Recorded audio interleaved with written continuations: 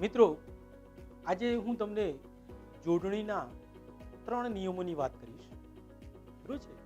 જોડણી આમ તો બહુ મોટો વિશાળ ટોપિક છે, પણ એની અંદર 3 નિયમોની હું આજે તમને વાત કરીશ, જે તમને પરીક્ષામાં ખૂબ જ મદદરૂપ થશે. એમાંનો એક ટોપિક છે, એક નિયમ એવો છે કે અંગ્રેજી ભાષાના જે શબ્દો છે, એ શબ્દોને આપણે ગુજરાતીમાં જ્યારે લખીએ છીએ, તો એ લખતી વખતે જ્યાં ઈ કે ઉ આવે છે, તો એ કેવી રીતે લખાય છે, રસ્વ ઈ લખવો, દીર્ઘ ઈ લખવો, એનો એક નિયમ છે.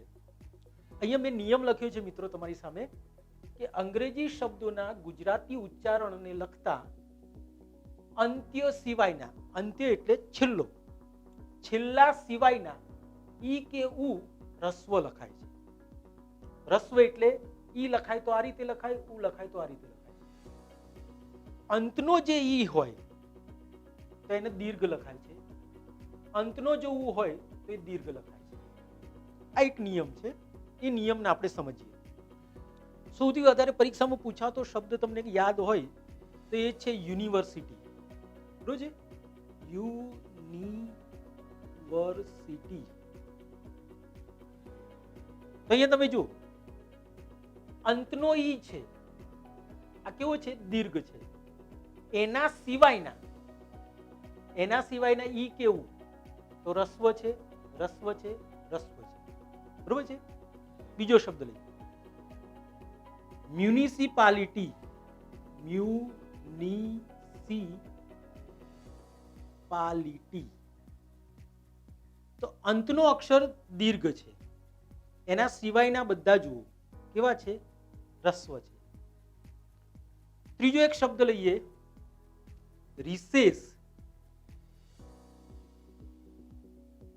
હવે અંતે જે છે મિત્રો, એમાં ઈ કેવું લાગ્યો નથી એટલે આપણે એને સાઈડમાં કરીએ, પણ એની આગળનો જે ઈ છે એ કેવો છે? રસ્વ છે. હવે આ શબ્દમાં ખાસ ધ્યાન રાખજો મિત્રો, બંનેમાં સસલાના સ છે. બરોબર છે? બંનેમાં સસલાના સ છે. એવો એક શબ્દ છે કમિટી. તો અંતે આવતો ઈ દીર્ઘ છે, એની આગળનો કેવો છે? રસ્વ છે. બીજો શબ્દ છે ટેલિવિઝન.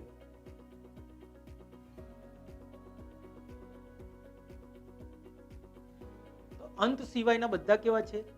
રસ્વ છે. બરોબર છે? એન્જિનિયર.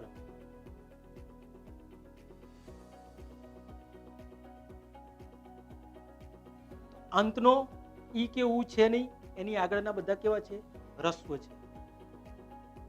એવો શબ્દ છે મિનિટ.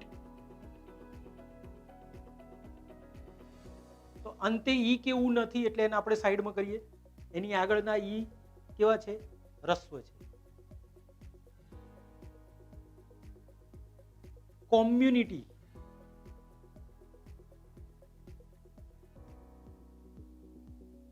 અંતનો દીર્ઘ છે, આગળના રસ્વ છે.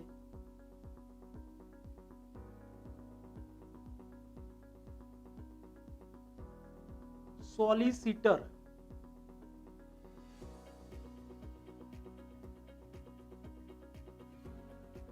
અંત સિવાયના આગળના બધા રસ્વ છે. તો મિત્રો, આ અંગ્રેજી ભાષાના જે શબ્દો છે એની મેં તમને વાત કરી કે અંગ્રેજી ભાષાના જે શબ્દો છે, એ શબ્દો જ્યારે ગુજરાતી ભાષામાં એના પ્રોનાઉન્સિએશન, એના ઉચ્ચારણમાં લખાય છે, ત્યારે અંતનો ઈ જે છે એ ઈ કે ઉ એ દીર્ઘ હોય, અંતે આવતો હોય તો. એના સિવાયના જે ઈ કે ઉ છે એ કેવા છે? રસ્વ છે. ખ્યાલ આવી જાય મિત્રો?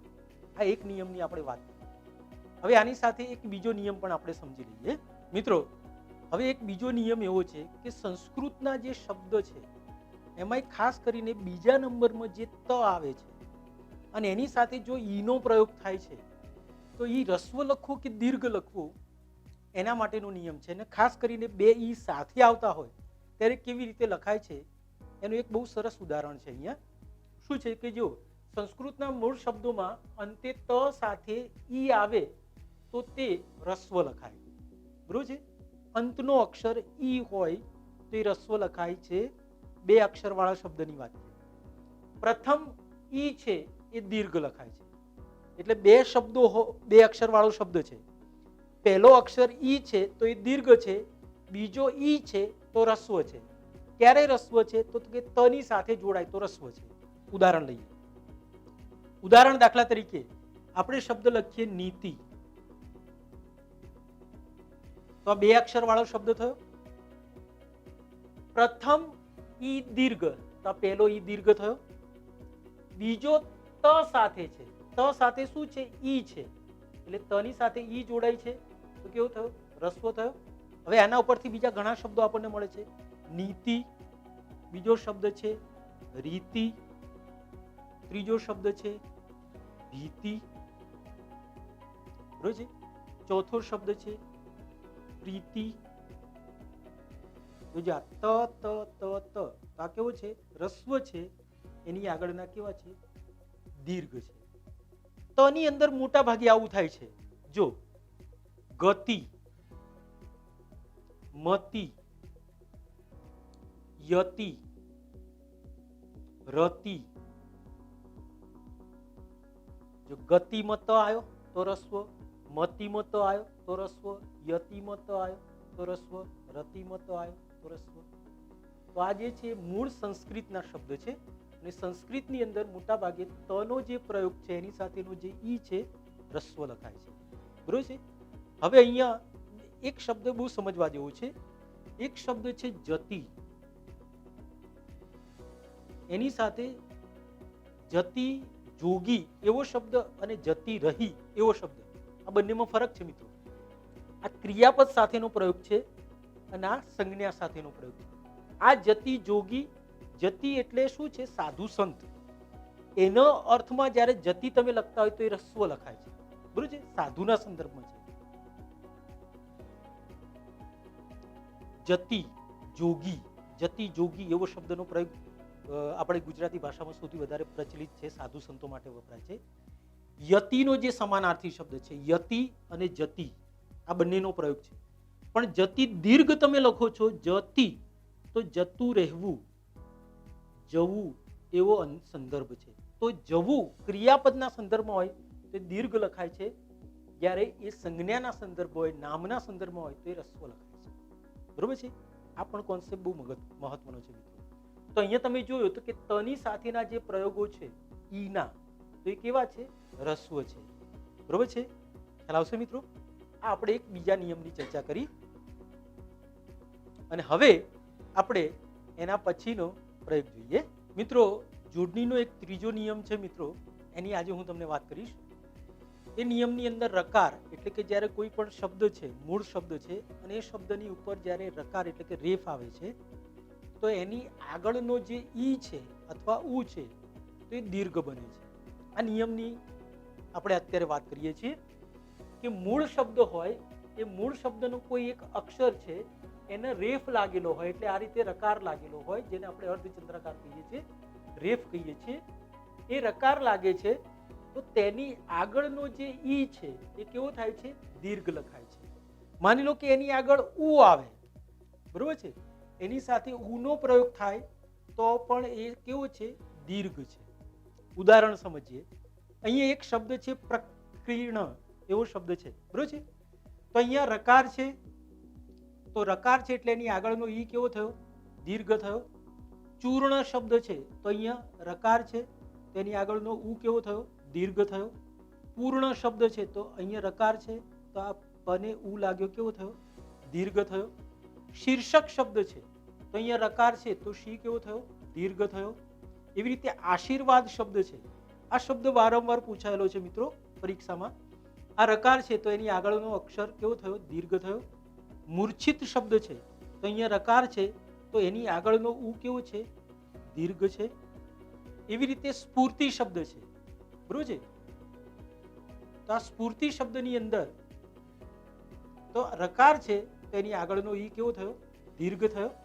એવી રીતે પૂર્તિ છે, અર્ધ સાપ્તાહિક પૂર્તિ એવો શબ્દ વાપરીએ તો એમાં આ રકાર છે તો એની આગળનો ઉ કેવો છે? દીર્ઘ છે. કીર્તિ શબ્દ વાપરીએ તો આ રકાર છે તો એની આગળનો અક્ષર કેવો થયો? દીર્ઘ થયો. એવી રીતે શીર્ષાસન શબ્દ છે તો અહીંયા રકાર છે તો આ કેવો છે? દીર્ઘ થયો છે. શીર્ષક શબ્દ છે તો પણ અહીંયા કેવો છે? દીર્ઘ છે, બરોબર છે. એક શબ્દ મુહૂર્ત શબ્દ છે, આ પણ બહુ અગત્યનો શબ્દ છે, મુહૂર્ત. તો મુહૂર્ત શબ્દની અંદર તમે જુઓ તો અહીંયા રકાર છે, તો હું કેવો થયો? દીર્ઘ થયો. બરોબર છે મિત્રો? તો અહીંયા આપણને જે શબ્દો મળે છે કયા શબ્દો છે?